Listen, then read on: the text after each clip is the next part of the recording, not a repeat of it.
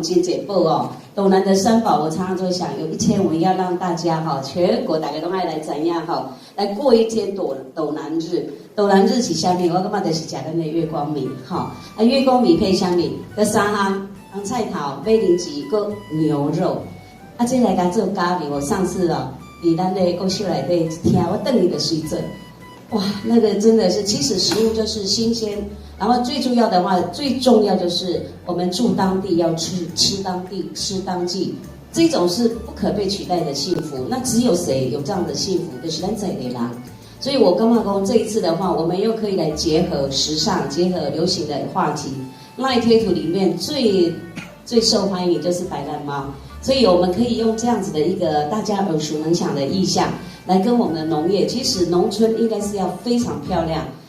但春天呢，到春耕夏耘秋收哈，冬藏，所以秋天的时阵，那种稻田的美，其实没有任何一个画家可以展现出来，除了我们的大自然。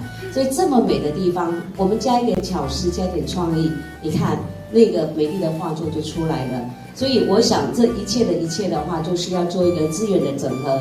所以学校的部分，我觉得那是从根扎起，那环环相扣。我们整个饮食，我们的食农教育，那讲到源头，其实健康是吃出来的，健康是嫁出来，当然破病呢嘛是嫁出来，所以真的是不可不慎哈。那这些点点滴滴都需要用长期扎根、永续的方式来，一定要从教育着手。